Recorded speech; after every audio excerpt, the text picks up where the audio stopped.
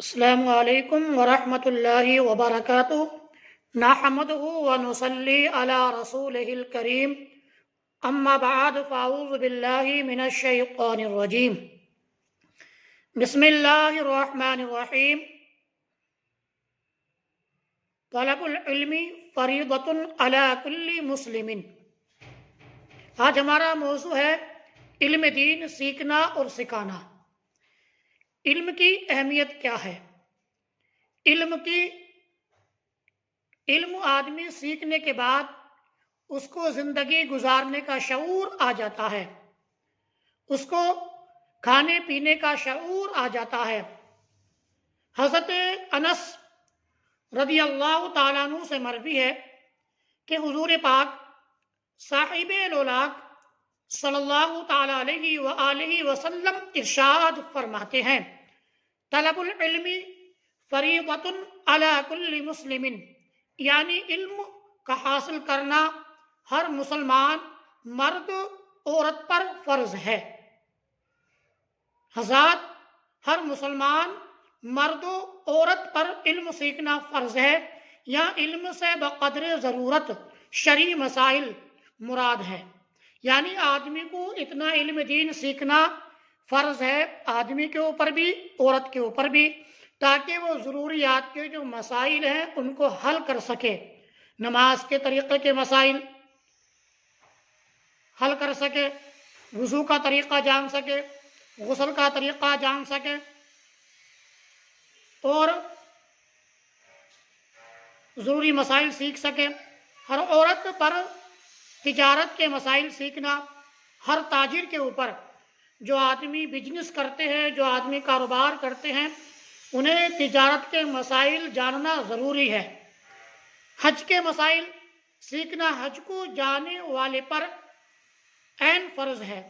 جو آدمی حج کرتا ہے، حج کے لیے تشریف لے کر کے جاتا ہے، حج کے کیا کیا ارکان ہیں، حج میں کیسے رہنا ہے، ارکان حج کے کیسے ادا کرنے ہیں، حج کیسے مکمل ہوتا ہے، اتنا علم سیکھنا فرض ہے۔ لیکن دین کا پورا عالم بننا فرض کفایہ ہے، کہ اگر شہر میں ایک نے ادا کر دیا تو سب بری ہو گئے۔ یاد رکھیں کہ اگر شہر کے اندر ایک عالم ہے تو اس بستی کے اندر علم سیکھنے سے سب بری ہو گئے۔ جب بری ہو گئے، لیکن چاہیے کہ علم دین سیکھنا ہر مسلمان پر اتنا فرض ہے کہ وہ جان سکے زندگی کیسے گزارنی ہے، کمائی کیسے کرنی ہے، نماز کیسے ادا کرنی ہے، اللہ کے حقوق کیا ہیں، رسول اللہ کے حقوق کیا ہیں، بندوں کے حقوق کیا ہیں، میری بیوی کے حقوق کیا ہیں۔ شوہر کو بیوی کے حقوق جاننا ضروری ہے، بیوی کو شوہر کے حقوق جاننا ضروری ہے۔ حضرات، اتنا علم سیکھنا بہت ضروری ہے تاکہ ہم اپنی زندگی کو گزار سکیں۔ علم بڑی تگڑی فضیلت ہے۔ ایک بات میرے یاد آئی، میں آپ کو بتاؤں کہ ایک عابد گزار تھے جو جنگل میں رہا کرتے تھے، اللہ کی ہمہ وقت عبادت کہا کرتے تھے، ہمہ وقت عبادت میں لگے رہتے تھے۔